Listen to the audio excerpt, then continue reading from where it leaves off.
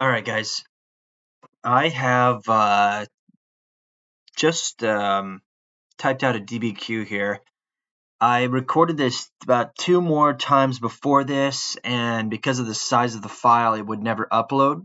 So I have typed this up, and I am just going to explain what I've done here, the steps that I took, and I'll post everything in all the files that I have in Schoology. Really quick, here are my documents that I have. So the prompt of the DBQ was evaluate the extent to which railroads affected the process of empire building in Afro-Eurasia between 1860 and 1918. Okay. Now I'll put the documents in Schoology so you can look at them there.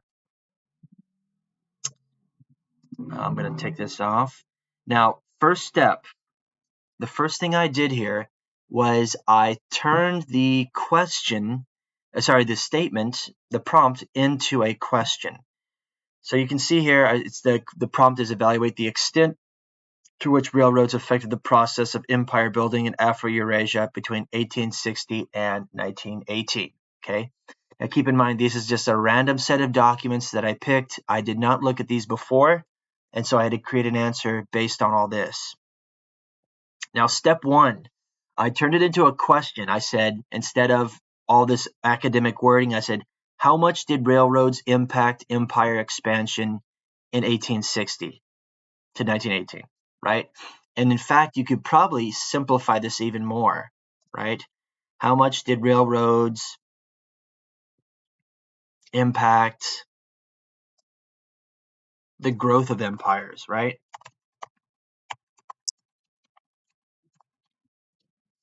Okay, something like that.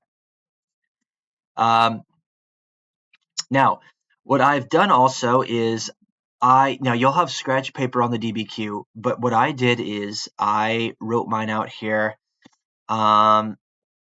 Each document all the way to document 7. Okay.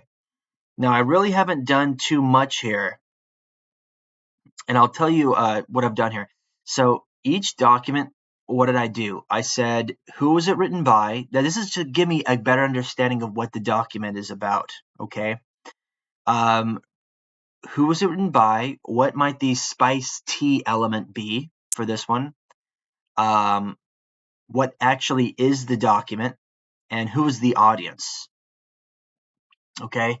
Now that these are just like really quick 1, 2, 3 word answers. Okay. I'm not trying to give a huge analysis here.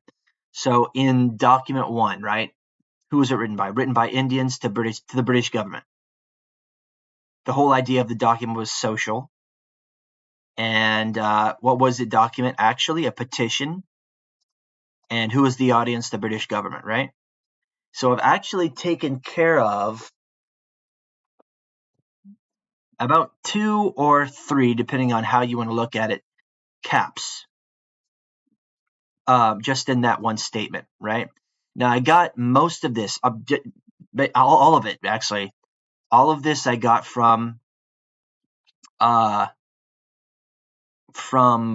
source of the document. So let me just go here really quick. Right, I literally just got it all from the source of the document.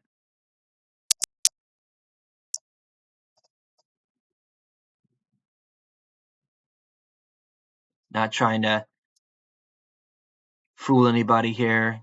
It says it all in the source. Okay, you might have to translate a little bit, but it's all there. Now, next I went down and I looked basically at what's the main idea and what are buzzwords I can use. Main idea, buzzwords. Okay, and I also looked here for potential evidence beyond the document examples that I could use. Okay, so 3 things, right? 3 things. Main idea, evidence beyond the document, and what was the other one I said? Buzzwords. So key words I can build off of in my essay. Okay, so here are the things. in the document, it actually mentions the middle passage. So I can use that or build off of that. The British Raj. That's what the document's about. This is imperialist Britain. So go for the low-hanging fruit. Go for the easy ones. Easy terms, easy words, okay? All right. The main idea, mistreatment of Indians by train officials or government officials or European passengers, right? Okay, and there was another evidence beyond the document. So the British breakdown of textile industry in the past. Okay, same thing with document 2, right? Chinese government letter. Who's it to? Qing Emperor, the government. Who's the audience? Government officials, the emperor. Okay. Main idea: resist Western invention in Chinese culture. Keywords that I pulled out of this. It didn't mention this specifically, but I can generally guess from what the document is going over some keywords, some buzzwords, right? Spheres of influence for China, self-strengthening movement. This is based off the time period. All right, same thing with document 3, right? Who's it written, or what is it? Ottoman government report. That's what the document is, literally, a report. It's about railroads, could be political or social. Who's the audience? Government officials, okay? Main idea, the Ottomans or the Muslims don't want to use British transportation in the Suez Canal, and they want to bring the Islamic Ottoman world together. So nationalism and other. And I didn't add this. I did it in the document, but Ottomanism, right? You can put something like this. I also included the Young Turks. Let's do this. Okay. Now remember, this all has to be around the same time, right? So you need to make sure that if you're going to include one of these keywords, that it's fitting at the same time. So let's go to document 3 really quick. Document 3, 1893, right? Okay. So yeah, I am in the perfect time period for all this taking place, Ottomanism, Young Turks. If it was, let's say, 1850, yeah, this stuff wouldn't work, right? Okay. Let's see. Document 4, same thing, New Zealand newspaper, that's what it is. Talking about Africa. Who's the audience? New Zealand public, right? Cape Town to Cairo plan, that's in the document, but it's also a buzzword. Imperialism, white man burden. Okay.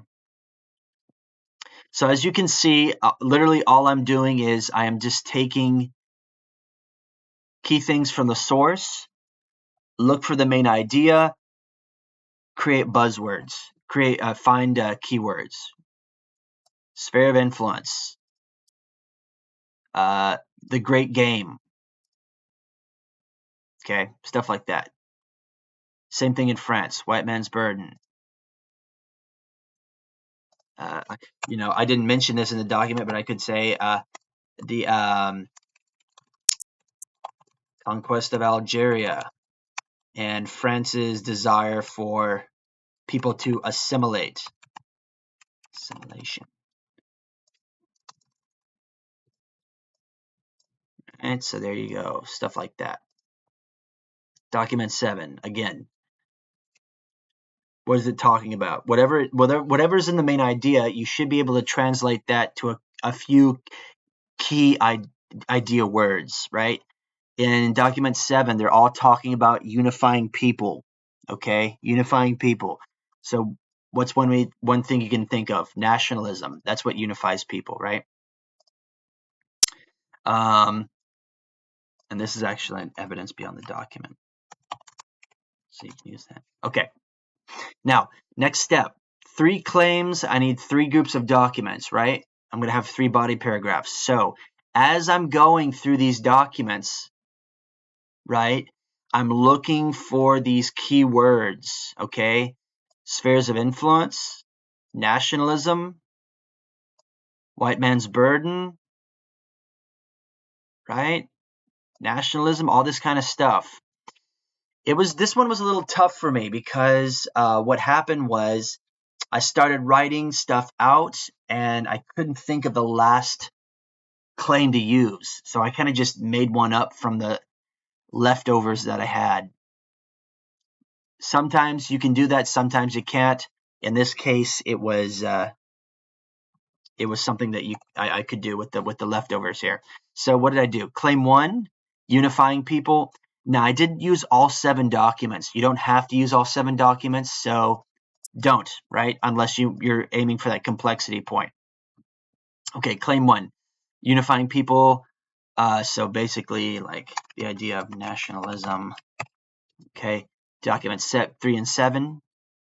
Civilizing mission, basically white man's burden. Documents 4 and 6, and then challenges to other empires. So I don't know. Is there a keyword? Is there a buzzword for this one? Challenges to other empires. Competition. Political competition.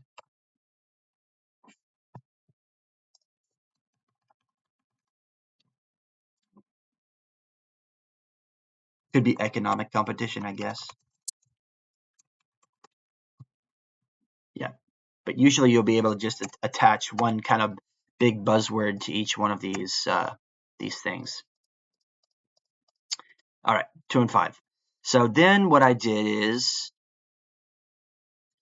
I made a little thing for myself because you won't have a rubric on the test. I said, okay, documents that I need to describe is 3. Documents that I need to argue with is, I look back at the updated one, it's actually 4 documents that you have to argue with, not 5. So 4, and then I have to source 3. Okay, so I go down here, I make sure that I have my updated prompt, right? And what happens here is I start to look at something that can really relate easily to imperialism, right? Think of railroads. What does that lead you to? Industrial revolution. So I really focus on the Industrial Revolution and the creation and the start of imperialism, okay? So I talk about, and notice some of these necessarily aren't like capital letter words, but they are phrases which lead you to a better understanding of things. It's not just general random stuff. So, Industrial Revolution started in the mid 1700s, led to the rise of global imperial powers. Industrial Revolution enabled previous agricultural economies to industrialize, right? Let's see. Steam engine, Bessemer process leads to the creation of train and railroad, right, through steel, expansion of factories, new consumerist tastes, all that kind of stuff, right? Okay, and then I give my thesis. The first sentence here for my thesis is just kind of a lead-in. It's just got a bit of a little summary, but then I go into my main points, right? So I talk about railroads important to unify populations, frame expansion through civilizing mission of the white man's burden. However, railroads also enabled empires to challenge each other's spheres of influence, right? Oh, so that's I could use that here. Challenge the spheres of influence.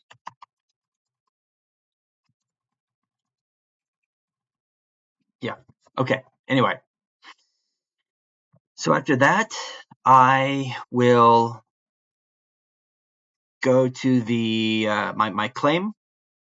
Just restate the claim there. And then I start describing the document. Literally, what is the document? What's in it? I know it's document 3. It's a government report. It's written by an Ottoman official. And then I talk about the main idea, right? Short and sweet, one sentence. That's all you need. Then I start arguing with it, okay? The document is important because the Ottoman Empire, which had been seen as the old man of Europe, actually I meant to say sick man of Europe. Okay, I think they'll get what you mean if you do that. Sick man of Europe, now under the control of the Young Turks, could strengthen itself internally, right? I'm always going back and focusing on the railroad, right? The idea of the railroad, or at least industrialization, okay? If you lose sight, you cannot lose sight of the claim or the thesis that you have made. You need to always have that as the main idea, okay? Turks behind using the modern industrial process, so you kind of get the idea there. And then I source it in the context. I use the context here of the government letter, and then I basically kind of just spill the guts here on the Ottoman Empire and what led up to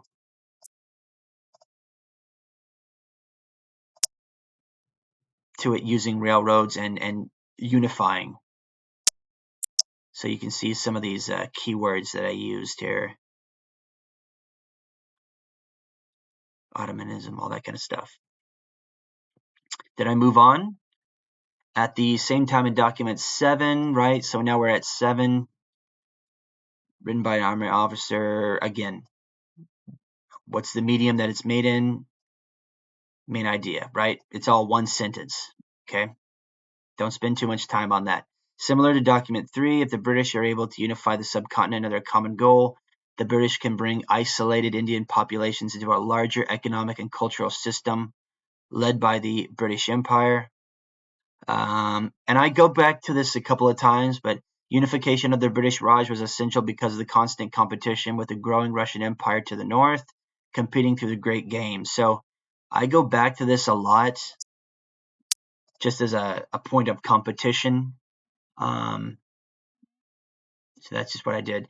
And then finally, I actually have, this could either count as a CCOT or it could count as an evidence beyond the document. But then I say, yeah, actually the British India did unify. This is kind of a counterpoint.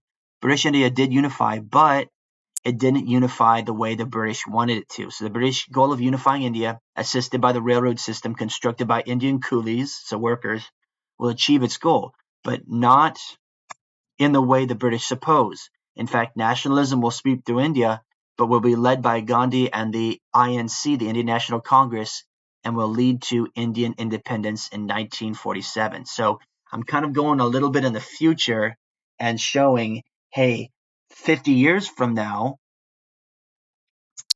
or a little less than 50 years, India's going to get its independence because it did actually have nationalism, right? Some kind of a counterpoint, a rebuttal to the original argument, but it still works, right? You're still arguing the point that railroads do work. Okay, so I described 2 documents, I argued 2 in the first paragraph, and then I sourced 1, okay? So not too bad. I start with the claim here in the second paragraph. Again, I'm just restating it. I added a few more details. I kind of talked about what the white man's burden was. It's a poem. Actually, I should mention that. A poem originally written by Rudyard Kipling, could be fulfilled in Africa. That's kind of just giving you a little bit of historical background. In document 4, the newspaper map written for the New Zealand public clearly illustrates the spanning of British railroads from North Africa to the Suez Canal, all the way to South Africa, right? Just describing the document. And then here I argue, okay, how does the railroad fit into the white man's burden? Now, it seems a little contradictory. The white man's burden is cultural, and the railroad is, for the most part, economic. Okay, but how do those two things fit together? and I explain it here. So let me just read this out. The Cape Town to Cairo Railroad Plan was originally conceived by notorious imperialist Cecil Rhodes. Okay, Cecil Rhodes believed, I'm just highlighting these because they're important, kind of those trigger words, believed that British culture was superior and that all peoples would be benefited by learning it. Cecil Rhodes, also spurred on by the desire for wealth from gold and diamonds, would encourage the building of railroads using the white man burden as a motivation. Okay. And civilizing the Africans wherever the railroad went, so too British commerce and trade would follow, bringing more wealth to the empire and imperialists like Rhodes. Okay. So I tie the two together. There's always, whenever you enter into a paragraph like this, or into any paragraph, and you don't think there's a way out, there is always a way out. Try looking for connections, right? This is something we've looked at the whole year. Try looking for connections between social and, social and economic, or political and technological, or environment, interaction with the environment, and you know and culture, or culture. So try looking for those connections. They're always there. Remember, the documents aren't random. They're picked for a reason. So there's all kinds of connections you can make between them. All right, my document 6 kind of sucked here. Document 6 kind of just explain what it is, right?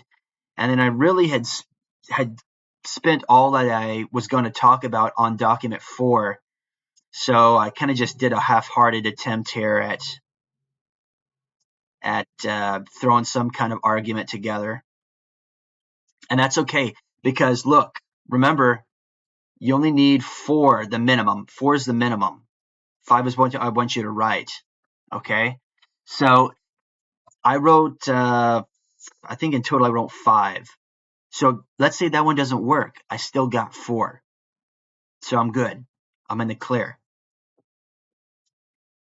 All right, where am I at? And then I talk about the point of view of the colonial administrator. Again, this one was pretty lame. This one kind of sucked. But you only need 3 sourcings, right, out of the 4. So, all right, so what? This one sucks.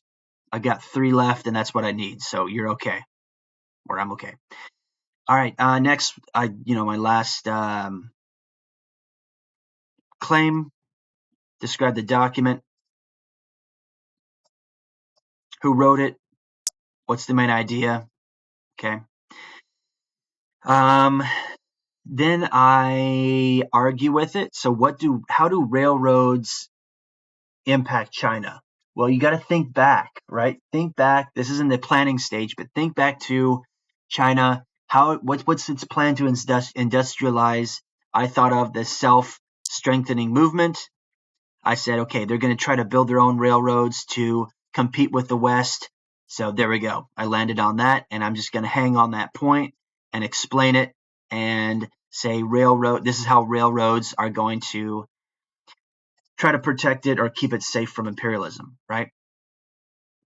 Next, I used context. And if you're going to use context, you better know more than just a couple of key words. This is something where you got to just pour everything you know. Excuse me. Excuse me. You got to pour everything into that, right? Everything that you know. So here are all the kind of key words that I used: Century of Humiliation, Opium War, Strait of Nanking, Taiping Rebellion. Again, obviously, self-strengthening movement. Okay. So yeah, I just kind of poured. Now it all connects together, but you got to use as many of those buzzwords as possible. And then finally, we ended with document 5. Again, I talk about what it is. It's a magazine article. Who's it written by? British politician. Main idea: indicates Russia through building the Trans-Siberian Railroad is challenging British Empire and China, right? This is how I argue with it. I use some other key words here. Always try to show them what you know when it comes to this wit system. And I say, okay, it's one of several things going on. So technically, this might count as evidence beyond the document. I don't think it's enough, but I am comparing different regions around the world and other mega projects that were happening at the time. Panama Canal, Transcontinental Railroad, Suez Canal, okay?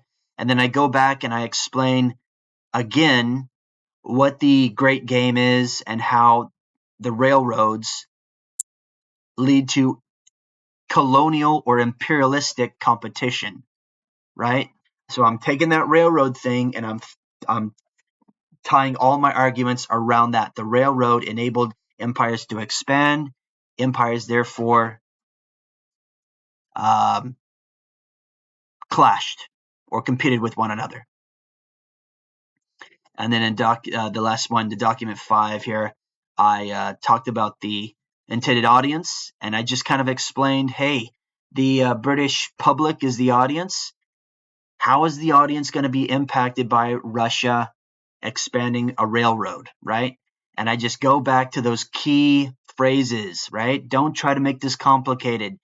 Go back to the main ideas, the key things we've talked about, the stuff we hammered on so many times in class, right? Middle class, factory system, right? That's what these people are coming from. They're proud of the empire, right? Nationalism. Now you've got this other nationalistic power that's about to threaten them. Okay. And then I do connect it back. I'm trying to do a little CCOT here. I connected it back to through imperial conquests, they threaten the peace of the world, and only 13 years later will lead to World War I. Okay. And that's where I ended. So there we go. I typed everything out there. This actually took me a little longer than the 60 minutes total. You don't have to spend the total 40 minutes on your LEQ. You can simply spend 20 minutes or 30 minutes on it if you want to, and then shoot ahead to the DBQ and spend the rest of that time. Spend 70 minutes on it, right? As much time as you can, because remember, the DBQ is worth 25%. So at the end, I described 4 documents. I argued with 5, but I'd say one of them sucks, so I technically argued with 4. And then sources, how many did I argue with? 1, 2, 3, 4. Yeah. So document, I think I ended up with 5 here. So 5, and argue with 5 also. One of them sucked, so I end up with 3, but that's okay, right? That's all I need. So when I've self-graded this, I gave myself a 6 out of 7. I didn't give myself the complexity point. I didn't really do too much to earn that, but that's okay. 6 out of 7. Everything else, if everything else is accounted for, 6 out of 7 is not bad, right? All right. I'll put this stuff in Schoology. Let me know if you have questions. Have a good night.